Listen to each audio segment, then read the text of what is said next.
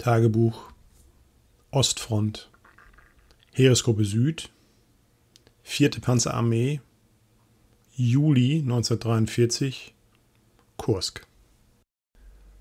Es rüttelt an mir. Ich öffne die Augen. Ein Sanni sitzt bei mir und hilft mir, mich aufzurichten. Er gibt mir was aus der Feldflasche zu trinken und schaut sich meine Arme und Beine an. Das sind nur Kratzer, meint er zu mir und fängt an, mich zu verbinden. Ich lasse es geschehen und bin still. Er meint, dass hier ganz schön was los war. Ja, da hat der Iwan uns kalt erwischt. Ich sage nichts, hänge meinen Gedanken nach. Nach 10 Minuten habe ich Verbände an Arm und Beinen und bleibe am Kübel sitzen. Sich zu bewegen fällt mir schwer.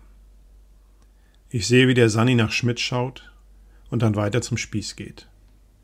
Der sitzt zusammengesunken neben der Straße. Auch er wird verarztet. Nach kurzer Zeit hat er einen Kopfverband und richtet sich mühsam auf. Dann übergibt er sich erstmal und danach setzt er sich zu mir in den Schatten vom Kübel. Wir reden nicht, schauen nur auf das Trümmerfeld vor uns und warten ab. Dann nach 20 Minuten quält sich der Spieß hoch und geht etwas unbeholfen auf die Fahrzeuge zu, die gerade angekommen sind. Schützenpanzerwagen und LKW, dazu noch 2 Panzer III, die holen uns sicher ab. Die Verwundeten werden versorgt und die Toten eingesammelt. 2 Gefreite kommen, um Schmidt zu holen. Ich sage ihnen, die sollen ihn liegen lassen. Ich werde das mit dem Spieß zusammen machen. Die schauen mich nur mit ausdruckslosem Gesicht an und zerren an dem Leichnam rum. Ich richte mich auf und schubse die beiden weg. Die sollen verschwinden, schreie ich sie an. Wut steigt in mir auf. Wir machen das, bringe ich noch heraus. Ein Leutnant der Infanterie scheint auf mich aufmerksam geworden zu sein.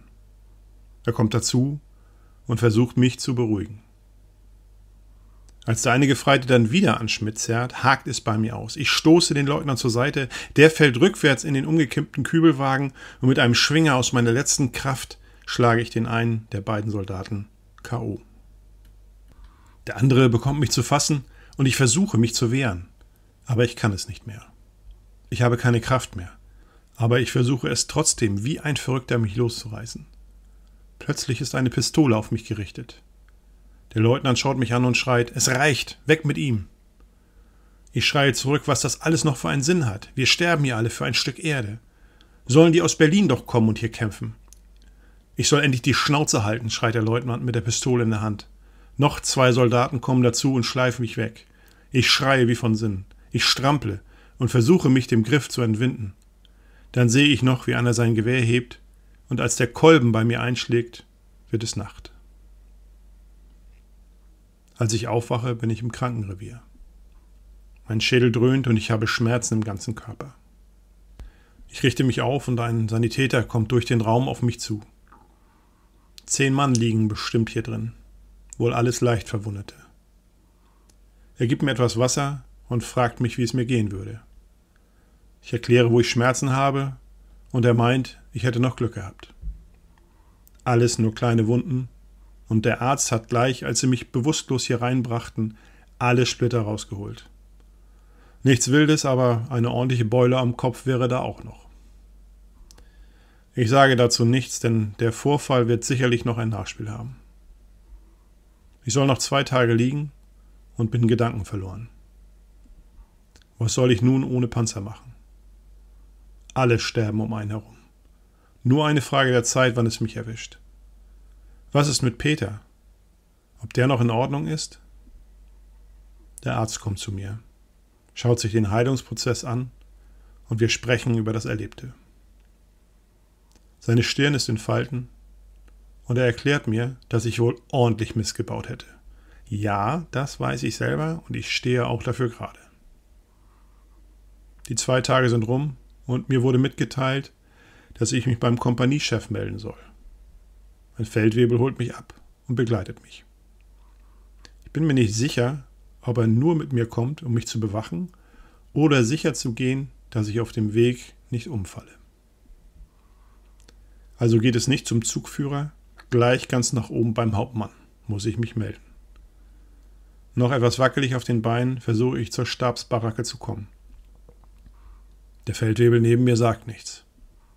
Ich frage ihn nach der Offensive und nach unseren Leuten. Er meint nur, dass der Hauptmann da sicherlich mehr wissen sollte. Ich sehe viele Fahrzeuge auf den Wegen und Straßen, scheinen alle zurückzukommen. Wie die Lage wohl ist? Nun ja, ich werde es bald erfahren. Ich melde mich in der Schreibstube und warte auf den Herrn Hauptmann. Dann werde ich hereinbefohlen und ich versuche, eine stramme Meldung zu machen. Der Herr Hauptmann, selbst verwundet mit dem Arm in der Schlinge, schaut mich grimmig an. Oha, das wird kein leichter Tanz. Dann bricht das Donnerwetter los und ich kriege die Messe gelesen wie noch nie in meinem Leben. Du meine Güte, ist er aber wütend. Dann hat er sicherlich auch ein paar Takte von oben zu hören bekommen. Scheinbar ging das hoch bis zur Abteilung und die haben dann entsprechend nach unten getreten. Ich höre Sachen wie Militärgefängnis, Strafbataillon, Degradierung, damals die Sache mit dem Beiwagen, Angriff auf einen Offizier. Dann etwas verhaltenere Worte wie Abschüsse, Kommandantenzeit, Fronterfahrung. Wohin das alles wohl führen wird. Ich sage nichts. Alles zu erklären wäre sinnlos. Ich bin müde von all dem und ich glaube, mir reicht es langsam. Nun denn, ein Soldat entschuldigt sich nicht, er bittet nur um angemessene und gerechte Bestrafung. Dann kommt er zum Schluss seiner Predigt. Ich war vorgesehen für den Feldwebellehrgang. Gestrichen. Ich sollte auf die neuen Panzer geschult werden. Gestrichen. Mein Kommandant hatte mich für das Deutsche Kreuz in Gold eingereicht. Gestrichen. Dazu ein weiterer Vermerk in meiner Akte. Na dann, kein Arrest, aber 4 Wochen Dienst im Tross. Dem Küchenbullen werde ich zugeteilt. Kartoffelschälen und Ordonnanzdienst. Das ist ja eigentlich was für Schützen und Gefreite, also schlimmer geht's ja nicht. Na, wenigstens gibt es da auch immer was zu futtern. Mit starrem Gesichtsausdruck nehme ich meine Strafe hin, und nachdem er fertig ist, will er wissen, ob ich noch Fragen hätte. Ja, 2 hätte ich dann doch noch. Er holt tief Luft und will gerade lospoltern, fängt sich aber und lässt mich sprechen. Erstens, wie steht es um die Offensive? Und zweitens, wie geht es meinem Kommandanten? Er überlegt, und ich denke, er wählt seine Worte mit Bedacht, aber dann kommt's kurz und knackig. Es geht wieder zurück in die Ausgangsstellung, hat nicht sollen sein, der Russe greift überall an und wir müssen die Angriffsverbände zurücknehmen, damit wir nicht plötzlich im Sack sitzen, erklärt er mir. Danach meint er nur, dass mein Kommandant in Ordnung wäre und noch am Feind steht. Dann schmeißt er mich raus und ich trotte aus dem Stabsgebäude in mein Quartier. Diesmal ohne Bewachung. Die Schreibstube gab mir noch mit, dass ich mich heute beim Tross melden soll. Also mache ich mich später auf den Weg. Dort angekommen ist ein Leutnant zuständig. Ich melde mich bei ihm. Er nimmt mich zur Kenntnis, sagt nicht viel und schickt mich weiter zum Bereich der improvisierten Küche. Der Küchenbulle, ein alter Oberfeldwebel, ist nicht begeistert. Scheinbar kriegt er ab und an mal Pflegefälle, die er mitverarbeiten muss. Entsprechend kühl ist auch der Empfang. Kurze Einweisung und dann bin ich auch schon am Kartoffelschälen. Hier läuft alles zusammen. Verpflegung wird herangeschafft, Essen zubereitet, Marschverpflegung übergeben, Sonderverpflegung verteilt, Besorgungsfahrten gemacht, Tauschgeschäfte und die Versorgung aus dem Land. Das scheint hier gut durchorganisiert zu sein. Auch sind hier alle gut im Futter. Na, an der Quelle sollte das ja auch so sein. Schnell füge ich mich ein und halte meinen Mund. Die erste Woche soll ich in der Küche aushelfen und dann weiter als Ordonnanz im Offizierscasino. Wenn ich wenigstens meine Uniform und Abzeichen tragen könnte, damit alle sehen, dass ich nicht so ein Etappenfuzzi bin. Gefällt mir nicht, muss es ja auch nicht. So richtig Anschluss finde ich nicht. Ich bin auch nicht gerade gut gelaunt. Ich verrichte meine Arbeit und hänge meinen Gedanken nach. Auch kommt nichts Gutes von vorn. Verluste, Rückmarsch, Materialprobleme, eben was man so hört. Nach 4 Tagen, meine Verletzungen heilen schon ganz gut, bekomme ich im Lazarett neue Verbände, sind ja eh nur Kratzer.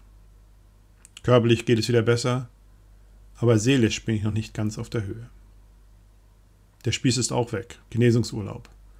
Hat wohl auch ordentlich was abbekommen. Hätte gerne mit ihm ein paar Worte gewechselt. Dann am Abend kommen ein paar Panzer zurück. Peter ist auch dabei. Ich flitze zur Werkstatt und hoffe, ihn zu fassen zu bekommen. Die Panzer stehen und ich sehe Peter, wie er mühsam aus dem Panzer klettert. Er ist auch verwundet. Und seine Männer helfen ihm vom Fahrzeug. Er gibt Befehle und dann hat er auch etwas Ruhe. Denke, er wird noch zum Sanni gehen. Er dreht sich um und dann sieht er mich. Er lächelt, aber dann wird der Blick doch ernst und er sagt nichts. Ich gehe auf ihn zu und reiche ihm die Hand. Gut, dass du heil bist, Rudolf, meint er zu mir. Schade um unsere Männer und um die Rosinante.